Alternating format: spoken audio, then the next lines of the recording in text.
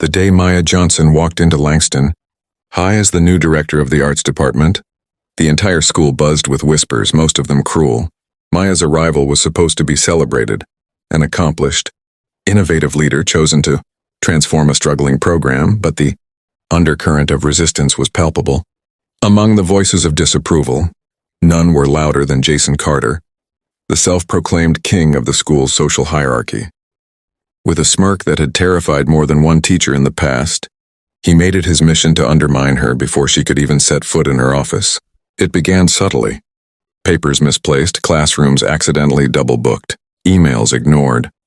Then the verbal attack started in earnest during faculty meetings, where Jason would openly question her decisions, mocking her suggestions and drawing laughter from his clique.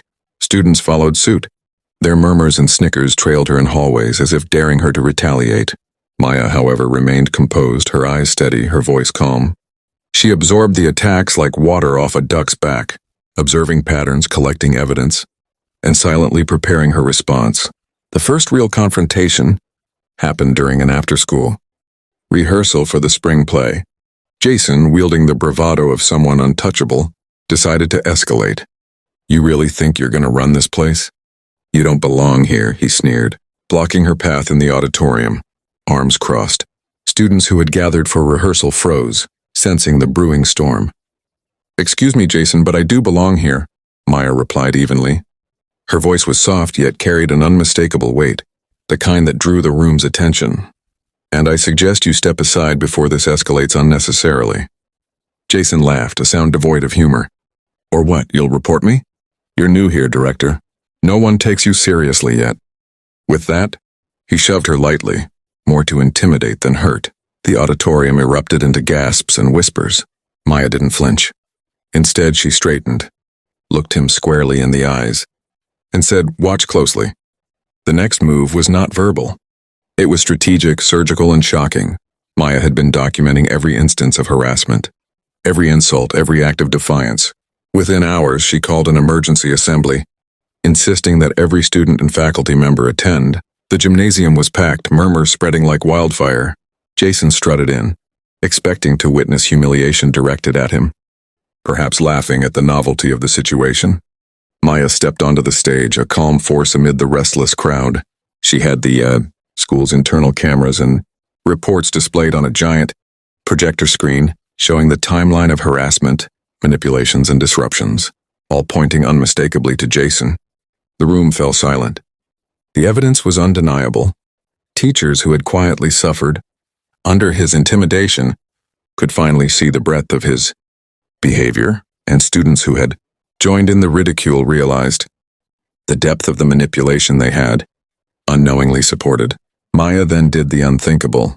She addressed the students directly, bypassing any disciplinary formalities. "Every action you take has consequences, whether you recognize them or not. Today, you see one of those consequences unfold." Her gaze swept the gym, locking onto Jason, who now looked smaller, unsure. Maya's calm was a weapon sharper than any insult he had thrown, more piercing than his bravado. Jason tried to retort, but the room's silence swallowed him. Teachers stepped forward supporting Maya, recounting their own encounters with his behavior. One by one, students admitted their participation in minor acts of bullying, each revelation amplifying the shock. By the time Maya finished, the gymnasium was in stunned silence, the scale of truth leaving an impression none would forget. Jason's arrogance had crumbled into humiliation, and it was public, undeniable, and irreversible. But the story didn't end with mere exposure. Maya, in a move that shocked everyone further, extended an olive branch. "This school is about growth, creativity, and respect.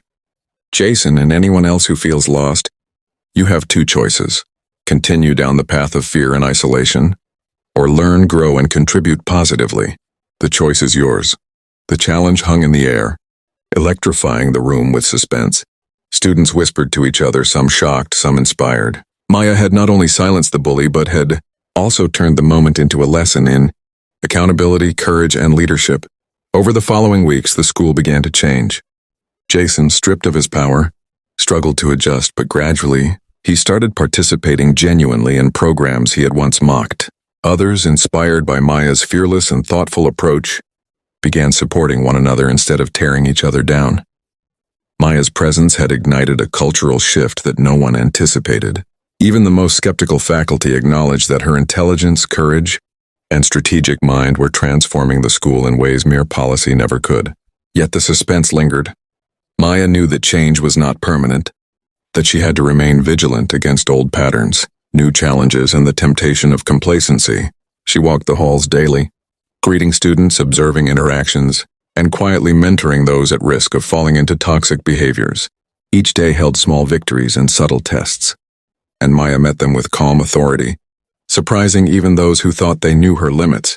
Her leadership was a quiet storm, ever present and unstoppable. Then one day, as she passed the art wing, she overheard a conversation that could have shattered her triumph. A group of students whispered about planning retaliation, thinking they could outsmart her. Instead of panic, Maya smiled faintly. She had anticipated such reactions. That evening, she prepared another assembly, not for confrontation but for revelation. Using anonymous testimonies and creative presentations, she exposed the potential damage of revenge and manipulation, showing the students the futility and consequences of such actions before they could even act. The suspense was nearly unbearable, yet her control never wavered. Months passed, and the arts department flourished under Maya's guidance. Shows sold out, student participation soared, and collaboration replaced competition. Jason, once feared and untouchable, had evolved into a cautious, respectful participant, though his journey was far from over. Maya had demonstrated that true power lay not in intimidation or fear, but in intelligence, strategy, and moral courage. She had turned a potentially destructive situation into an educational masterpiece, shocking the school community in ways that would resonate for years. Even at the end of the year, as awards were given and accolades celebrated, whispers of Maya's bold and unexpected maneuvers remained.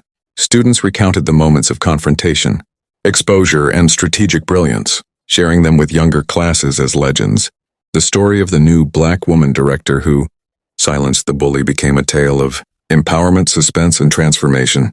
Maya's next move, executed with patience, foresight, and unwavering confidence, had reshaped an entire school.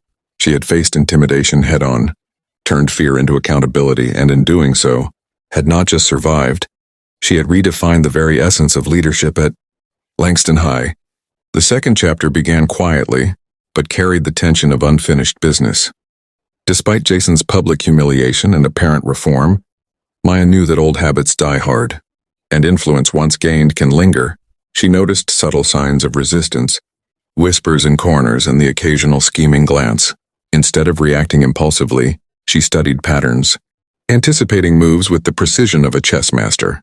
Her calm exterior masked an intense strategic mind, always planning, always 2 steps ahead.